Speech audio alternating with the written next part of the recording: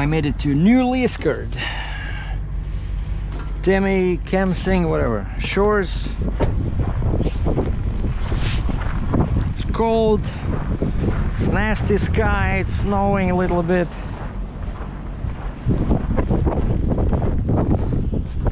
The poor pipe layer doesn't look very happy. But what do you do?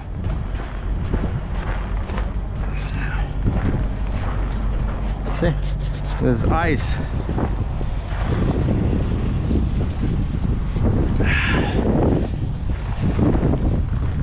And over here everything is fine. The booster, you see, full pressure. Everything is good over there.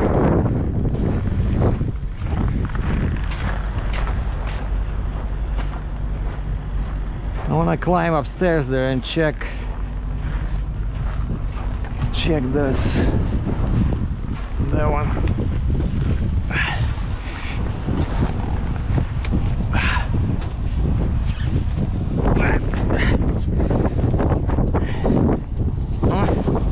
See, everything is good. How people are gonna work on this machine, I wonder, you know, in the cold weather with no cab.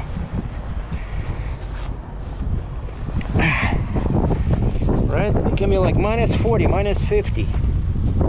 You have to be dressed like a spaceman, you know, to sit, like, even in this weather. Right now I think it's minus 11. I started the day at 3 in the morning. It was minus 17 because I was sleeping, and then all of a sudden my truck started beeping again. Hold on, I need the mask. I want to go buy coffee, then I'll keep going. There's a restaurant in there. And so I woke up at probably 1 o'clock. My battery shut down. Low voltage disconnect. Okay. And I thought, okay, I'll sleep until it gets cold. And so I was tossing and turning until 3 in the morning. And then finally I feel, no, it's too cold. I have to start the truck. I climb in the front seat. And I turn the key, and the flashing light, low coolant, so it starts beeping. Like the engine is working, but it's giving me the error, add coolant. Man, I have to shut down. I cannot sleep like that because it's beeping like crazy, right? So I climb outside. I look under the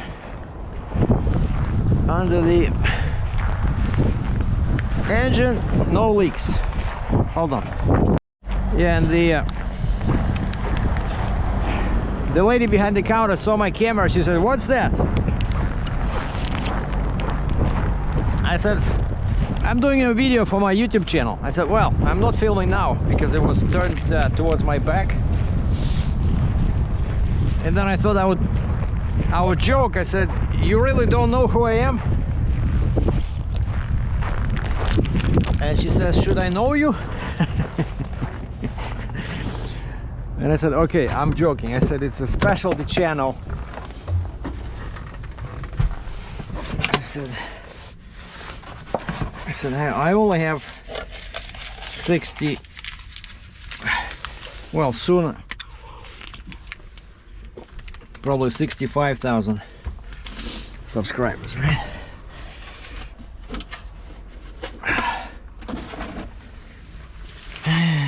Okay. Yeah, I don't have time to stop for long because I spent like an hour in the previous stop, which was North Bay. It's dealing with my bank, with one of my credit cards. Had to talk to them.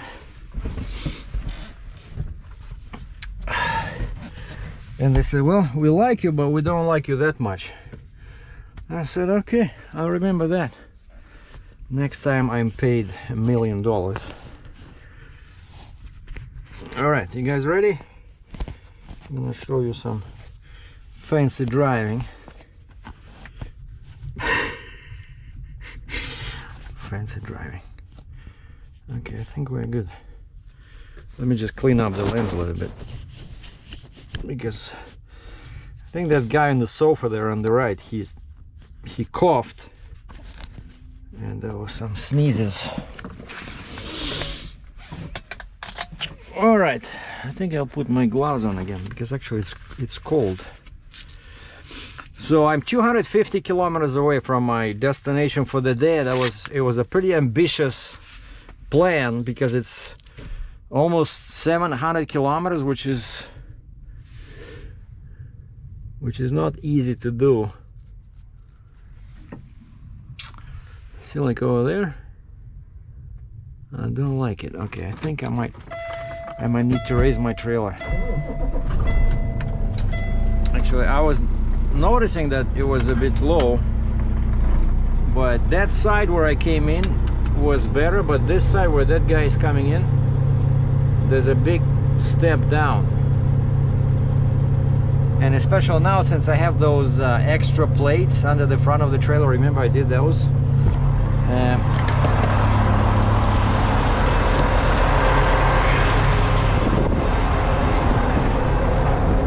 Yeah, it's too low. And actually I started doing this. Remember I changed the Jeep's neck, right? So I was complaining to JC Trailer why they made me a wrong trailer.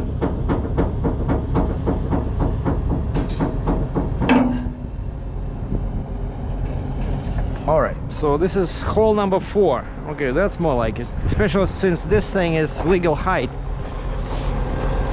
But you see, and that's why I cannot change the tires, right? I was thinking of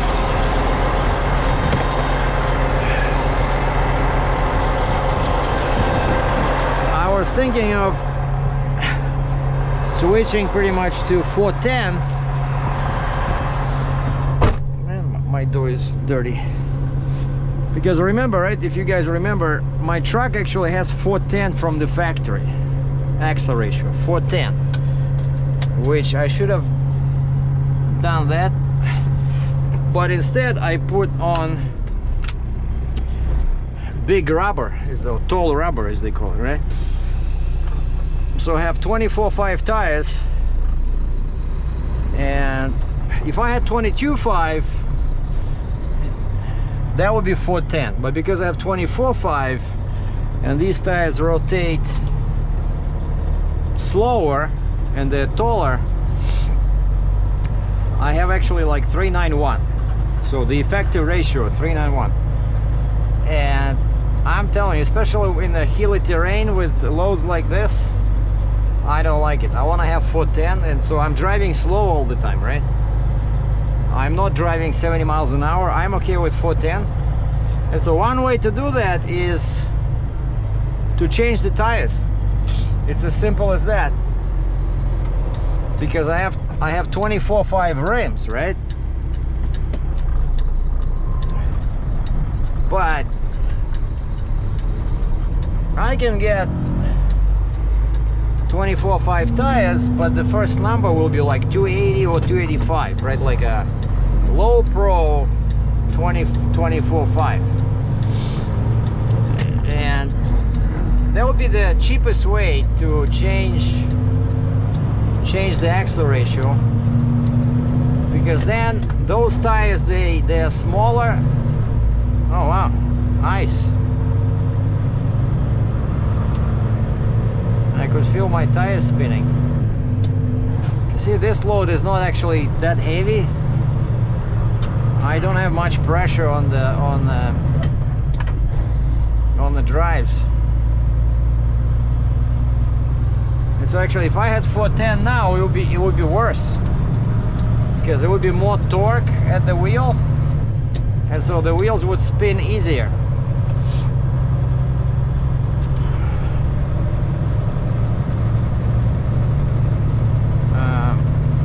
But yeah, I haven't changed my tires, right? So I have 335,000 kilometers, roughly what, 200,000 miles? that's all I did from March 2018 when I bought this truck. So I don't drive much, right?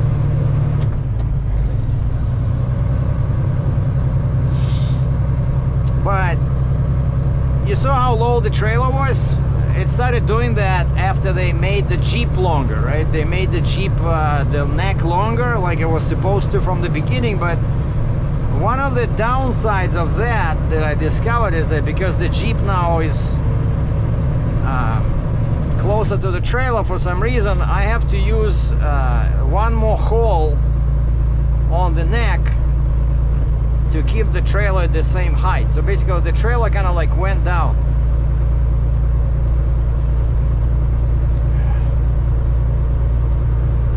Because the Jeep is now different. And so even now, right, with this 90,000 pounds weight, 90,000 pound weight, imagine if this was 120,000 pounds. I would have to use the top, like now I'm on number 4, hole number 4, right? If this was 120,000, it would push more weight, so I would have to use like position 5.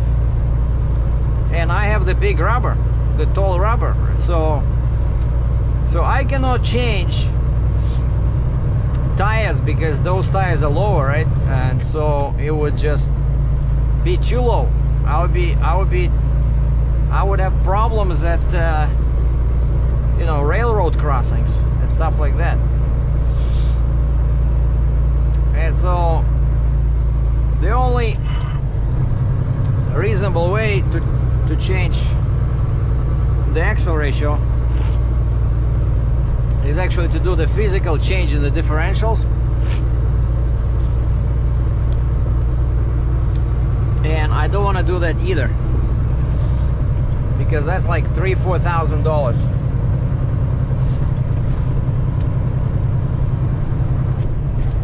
And then what do you change it to? I already have 410, right? So I would have to change it to 426. And then it might be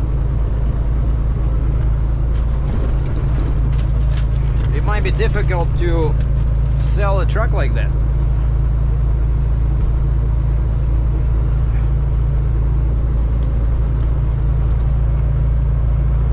And the scale is closed. That's beautiful.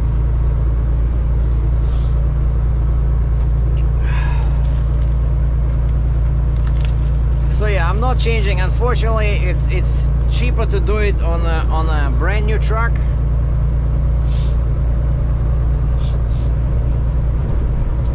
So yeah, automatic transmission, 410 ratio. Actually, wait a second. If I change tires, I think I talked about this before. I can lift my fifth wheel. That's what I can do. I can increase the fifth wheel height by putting they call them, what they call them, like a rider in there, so they can, yeah. So I'll keep thinking about this during these long miles on these backwood roads. But of course, this is not a backwood road. This is Trans-Canada 11.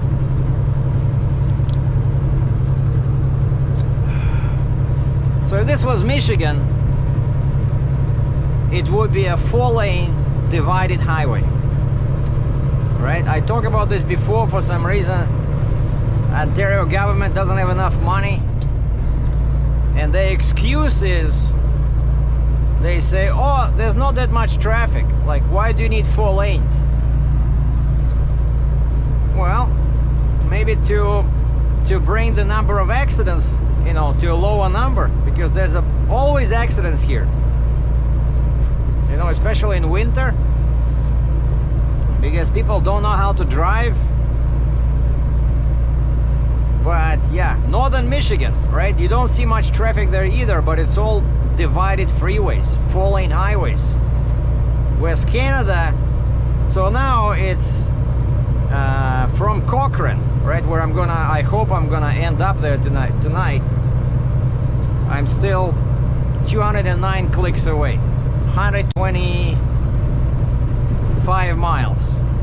I hope I can do it by the darkness, by the sunset, which is at 4:45, I think.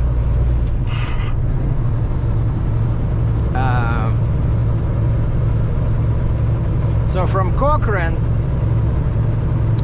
it's 1100 clicks to Dryden, Ontario. With usually I stop at that Husky over there, and from that Dryden it's 2 hours, and it's all 2-lane roads. From Dryden it's 2 hours to Manitoba border,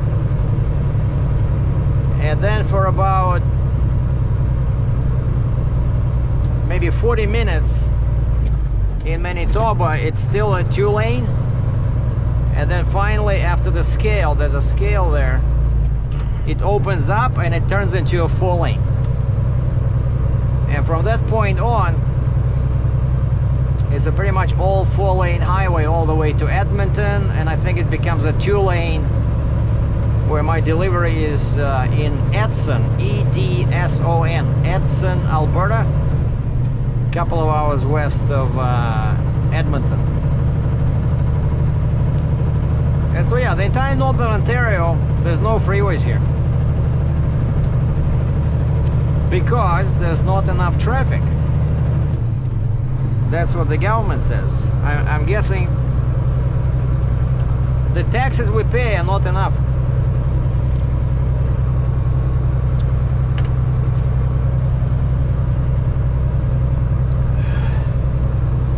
And I noticed one interesting thing. As soon as I shut off the truck,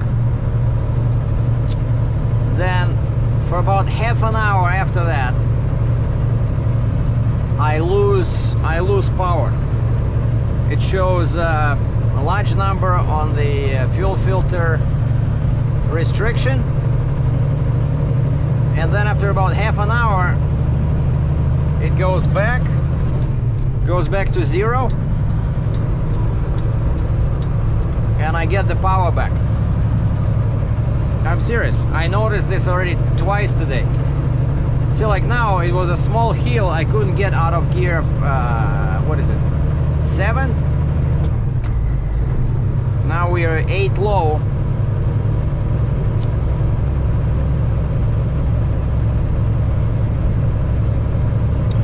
But at least now it's warmed up, right? So it was minus 17 at 3 in the morning.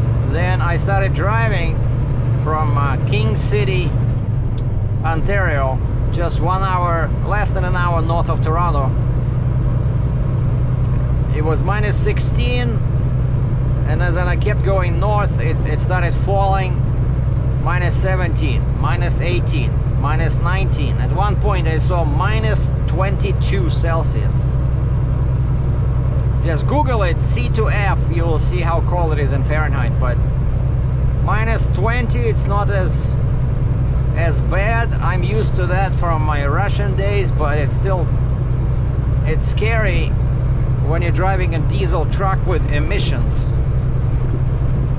But I got 2 cases of anti-gel when I stopped in Cambridge, right? I bought 2 cases of anti-gel, so I have anti-gel in both of my tanks, and I bought 1 spare fuel filter, so I have 2 filters, brand new, sitting there in the back on the upper bunk, because now I have the tool.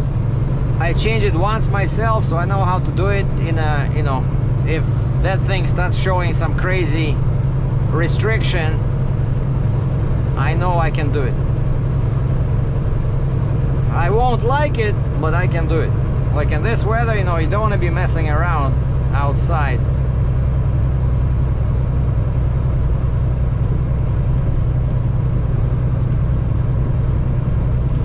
And then I did a video yesterday, but I didn't upload it because, you know, I'm telling you, on battery power, the laptop takes so much energy when it's rendering the movie. You know, everything heats up, my computer heats up, like when you're not running the truck.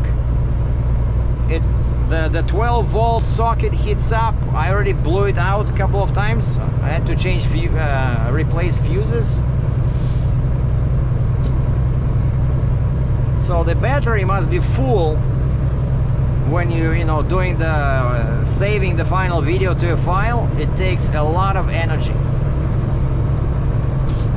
And so I didn't do it on the night before, but when I woke up at 3 in the morning and it was so cold in the truck, so I started the truck. I thought, you know what, I'm gonna go inside the rest area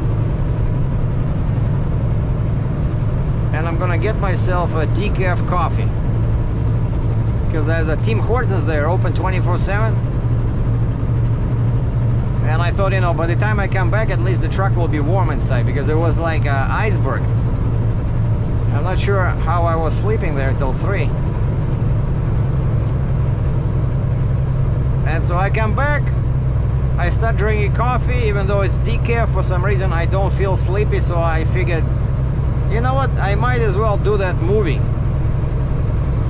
And all the files were already uploaded to my computer. So at 3 in the morning, I'm sitting in my truck drinking decaf coffee, and I'm cutting the movie, you know, editing. And then I started saving or rendering, and that takes like 40 minutes. And that little clock in there, like the circle, I click on it. When is it gonna end? Because now I already feel sleepy. It's like 4 o'clock now. I want to sleep a couple of hours. And the Apple says 20 minutes. So I said, that's it. I opened the laptop, just put it on the desk, and I said, I shut off the light, I'm gonna fall asleep. And then 2 minutes later, I raise my head to look at the laptop. I see the message. The movie's, I forgot what it says, but basically the movie has been saved successfully. And so now it's on my computer, ready to be uploaded. But I did not upload it. So tonight you might see 2 movies. One is from yesterday and this one.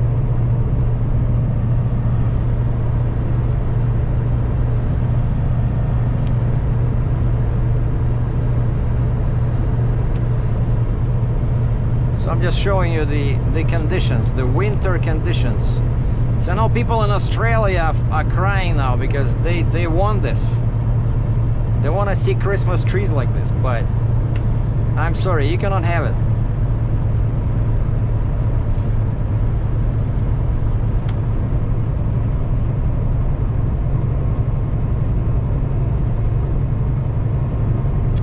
And you see, especially on this road, that's why I'm always so happy that my pipe layer sticks out on this end, right? It's not sticking out into the traffic. And so, yeah, the guy was not very happy when I asked him to back the machine on my trailer, but it pays huge dividends in safety. Of course, I gotta remember about that piece on the right. If I see like a parked car or you know, or a freight broker having a beer on the shoulder for some reason.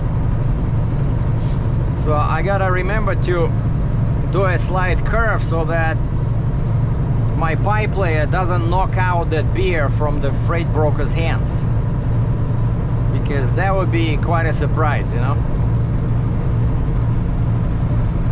Of course, I'm not sure why the freight broker would be drinking beer at -11 on the shoulder, but you know, that's one example I came up with on the spur of the moment. So don't blame me.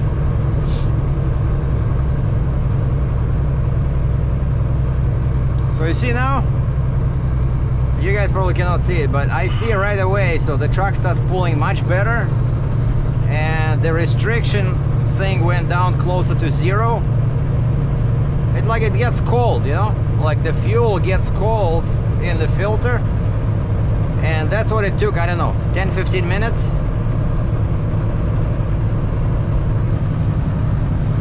Yeah, there's hardly any traffic on Highway 11, so we don't need a freeway. And this is Saturday. And I don't understand this, honestly, I'll be honest with you. I don't understand this hobby, these snowmobiles.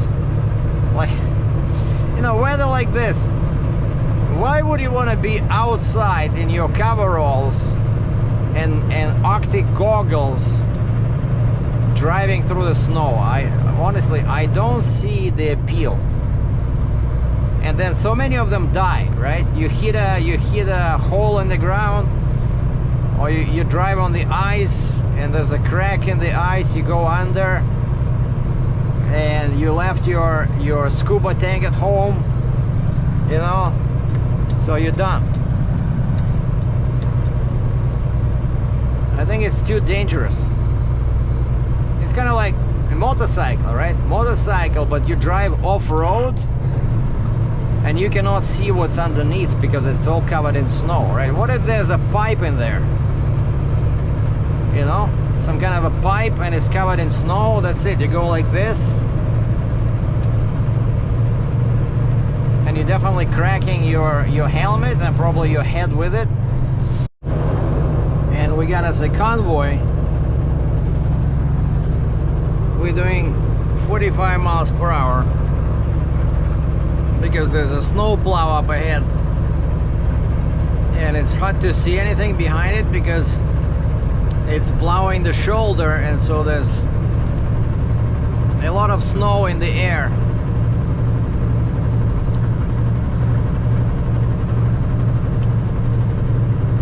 But actually everybody already passed it. There was like 3 trucks behind it, they all passed it.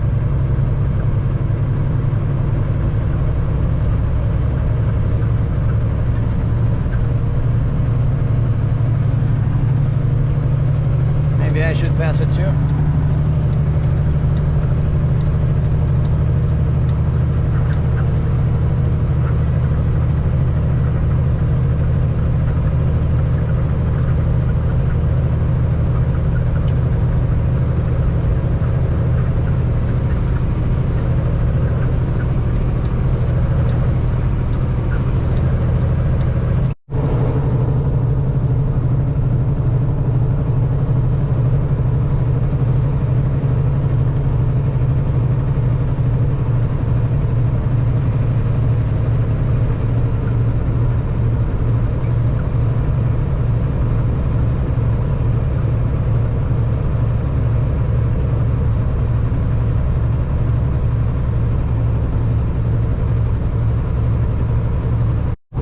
It's 4:47, so 15 minutes to 5. See, my tablet still shows daylight colors, which means that it's still not sunset. I still within daylight hours, but I think it's gonna turn black any minute now. And this is already Cochrane, Ontario, population 5500, so 5,500 souls call this little town home. So somewhere on the left, in a couple of clicks, there should be an Esso. I think I'm gonna stop there because the Petro Canada, even though I have a visa now that's hooked up to Petro Canada points, but I think over there, like diesel, it's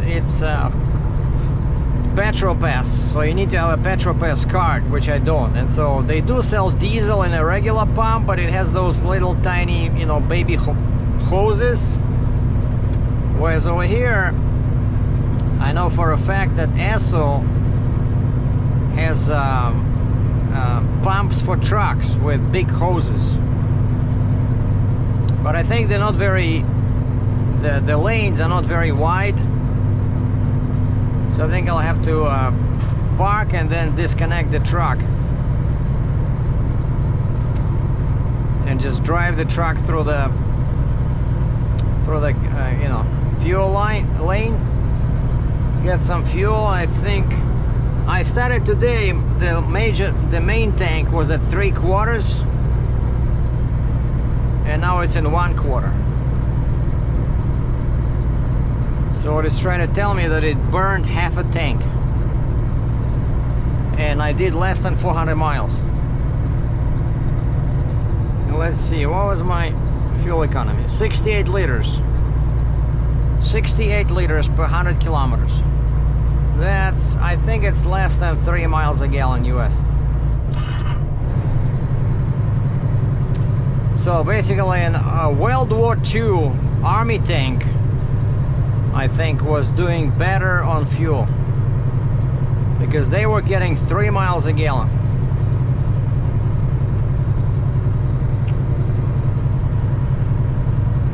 Okay, I don't want to miss my turn.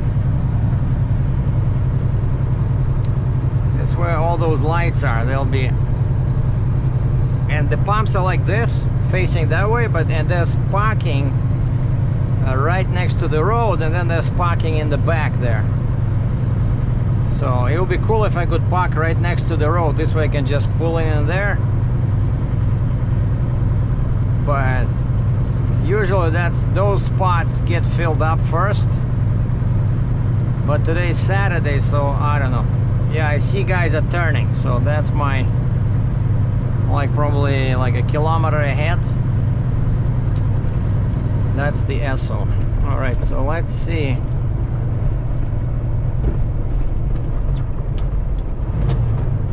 What's the parking situation is today.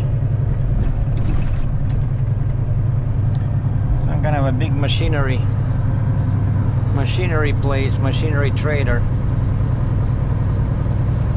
My possible future career.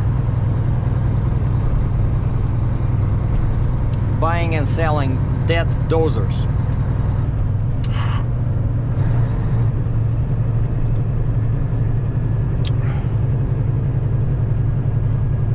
I say still daylight. 10 to 5 now. Okay, somewhere here. Yes, so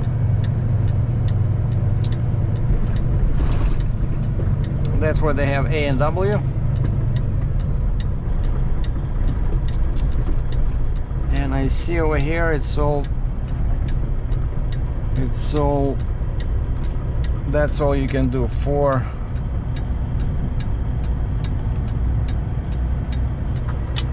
You know what? I think it's wide enough.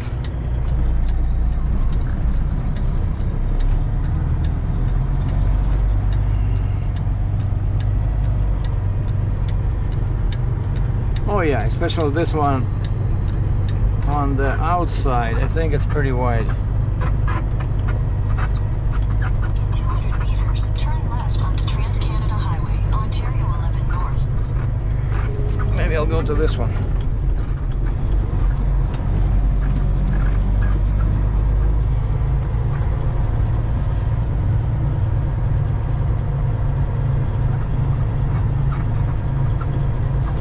Because this just saves me the whole bunch of hassle, you know. I don't want to disconnect.